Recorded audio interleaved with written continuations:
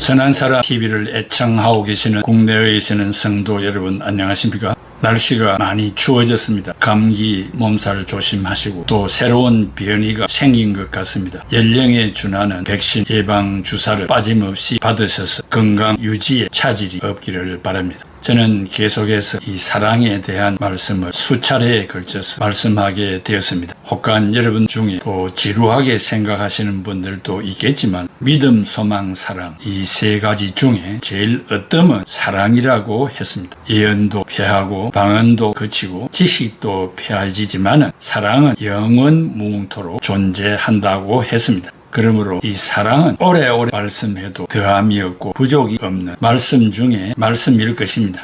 오늘은 고린도전서 13장 3절에 모든 것으로 구제하여도 사랑이 없으면 소용이 없다는 말씀입니다. 여기에 공동 번역에는 내가 비록 모든 재산을 남에게 나누어 준다 하더라도 소용이 없다고 했습니다. 여기에 우리 성경에는 구제라는 말을 썼고 공동 번역에는 나누어 준다는 말로 썼습니다. 더 정확한 번역을 말한다면 나누어 주는 것으로 말하는 것이 옳을 것입니다. 여기에 우리 번역의 이 구제라는 말은 헬라 말로 pseumizo, give away, give all my possessions. 그래서 사도행전 6장 1절의 구제와는 차이가 있습니다. 사도행전 6장 1절의 구제는 디아코니아, 디스트리뷰션을 말하고 있습니다. 예수님께서도 누가복음 6장 30절에 네게 구하는 자에게 주며 네 것을 가져가는 자에게 다시 달라 하지 말며 했습니다. 여기에 준다는 말은 헬라말로 디도미, 기브라는 단어는 고린도전서 13장 3절에 준다는 말과 똑같은 어원입니다. 그리스도인들은 예수님의 정신을 따라 나누어 주는 일이 일상화되어야 합니다.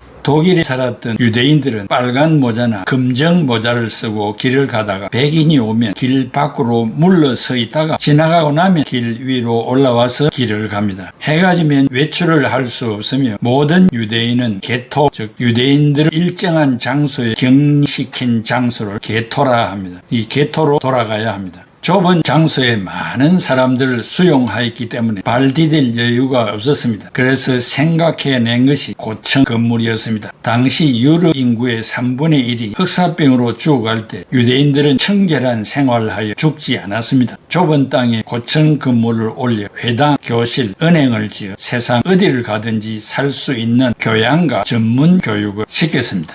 멘델스 존은 게토에 있는 유대인들을 계몽시켰습니다. 히브리어밖에 모르는 유대인들에게 독일어와 의학, 천문학, 산수, 재정, 경제를 가르쳤습니다. 멘델스 존은 미래를 준비시키고 훈련을 시켜 어떤 상황과 미래 속에서도 살 수 있도록 훈련을 시켰습니다. 멘델스 존은 해방의식과 돈을 버는 법을 가르쳤습니다. 유대인에게 있어서 독일어가 해방이었습니다. 기독교를 알아야 유럽을 알 수 있다 하여 유대인들에게 기독교를 가르쳤습니다. 유대인이 돈으로 금융조합을 만들므로 심지어 왕실에까지 돈을 빌려주었습니다. 큰 소리치던 독일인이 돈을 빌리러 오면 태도가 바뀌고 생각지도 않는 건물 허가까지 쉽게 해주었습니다. 멘델스 존은 최초의 살롱, 즉 기독교와 유대교의 교류 장소입니다. 멘델스 존은 최초의 계몽인으로 유대교와 기독교를 접목시키는 역할을 살롱에서 했습니다. 당시 히브리어를 가르치는 최고의 학자였습니다. 이런 과정을 통해 기독교와 가까워졌고 그의 아들은 은행가가 되었고 손자는 음악가가 되어 기독교로 개종하였습니다.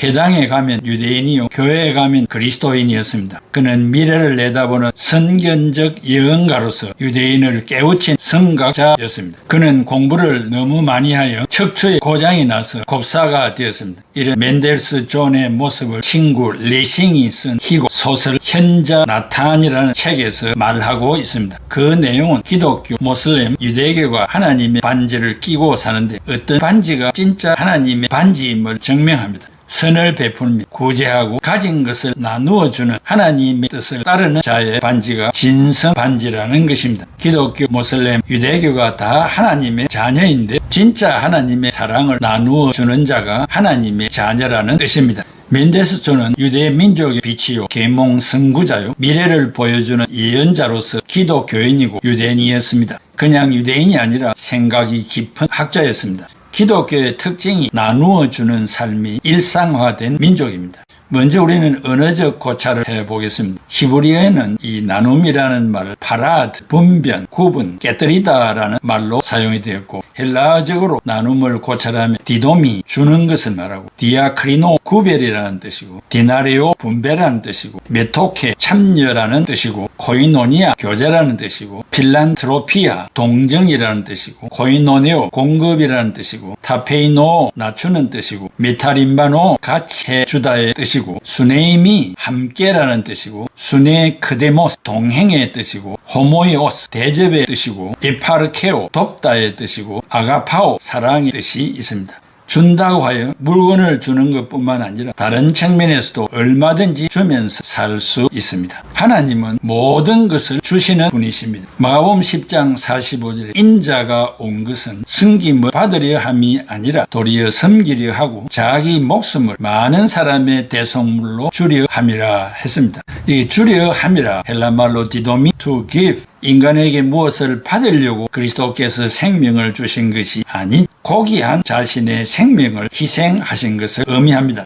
요한복음 14장 27절에 평안을 너희에게 끼치노니 곧 나의 평안을 너희에게 주노라. 내가 너희에게 주는 것은 세상이 주는 것과 같이 아니하니라. 너희는 마음에 근심하지도 말고 두려워하지도 말라. 여기에 주노라 주는 것은 주는 것과 헬라말로 디도미 기브를 다 동일하게 썼습니다. 인생이 맛볼 수 없는 평안을 값없이 공짜로 주신다고 하였습니다. 고린도후서 9장 10절에 심는 자에게 씨와 먹을 양식을 주시는 이가 너희 심을 것을 주사 풍성하게 하시고 너희 의의 열매를 더하게 하시리니 여기에 주시는 헬라 에피코레게오 스플라잉 공급한다는 것입니다. 또 주사 코레게오 윌 스플라이 공급하실 것을 말합니다. 모든 생물의 근원이 되는 씨를 주시고 열매를 주시며 양식을 공급해 주시는 사랑의 주님이십니다. 갈라디아서 3장 5절에 너희에게 성령을 주시고 너희 가운데서 능력을 행하시는 이의 일이 율법의 행위에서냐 혹은 듣고 믿음에서냐 했습니다.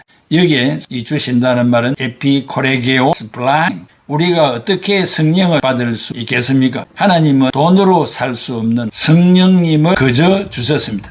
얼마 전에 세상을 떠난 김동길 연세대 명예 교수님이 남긴 글입니다. 미국을 방문하기 위해 지정된 비행기에서 자리를 찾아 착석을 했습니다. 무슨 책인지를 모르지만 장도에 읽으려고 준비를 한 것 같습니다. 비행기가 출발하기 직전에 군인들 10여 명이 줄을 서서 걸어와 자신의 주변 의자에 앉았습니다. 군인들에게 어디를 가느냐고 물었다고 합니다. 페타와와라는 곳으로 간다고 했습니다. 처음 들어본 도시였습니다. 캐나다 온타리오 포인트 비치에 있는 군인 도시입니다. 거기서 2주간 특수훈련을 받고 아프가니스탄으로 간다는 것입니다. 1시간쯤 지난 후 기내 방송에서 점심 박스를 판매하는데 값은 5불이라고 했습니다. 김 박사님은 점심을 먹어야 되겠다고 5불을 찾고 있는데 옆에 앉아있는 군인이 친구와 나누는 이야기를 들었습니다. 너무 비싸다. 우리는 참고 기지까지 가자고 하니 모두 다 동의했습니다. 김 박사님이 뒤쪽으로 가셔서 승무원에게 50불을 주면서 여기 있는 군인들에게 하나씩 나누어 주세요 부탁했습니다. 승무원은 김 박사님의 손을 잡으며 눈물을 흘리면서 말을 합니다. 제 아들도 이라크에 가서 자유를 위하여 싸우고 있는데 마치 제 아들에게 점심을 사주는 것 같습니다. 승무원은 다 나누어 준 후 김 박사님에게 와서 손님은 무엇을 드시겠습니까? 메뉴는 닭고기와 쇠고기입니다. 김 박사님은 닭고기를 선택했습니다. 주문을 받은 승무원은 앞으로 가더니 1등석 손님에게 주는 저녁 식사 때 주는 쟁반을 들고 와서 이것으로 손님에게 감사의 뜻을 전합니다 라고 했습니다. 이렇게 점심 식사를 하고 화장실로 가는데 어떤 손님이 가는 길을 가로막고 조금 전에 선생님이 하시는 일을 보았습니다. 제가 미처 생각하지 못한 일을 하셨는데 저도 동참하고 싶습니다 하면서 25불을 쥐어 주었습니다.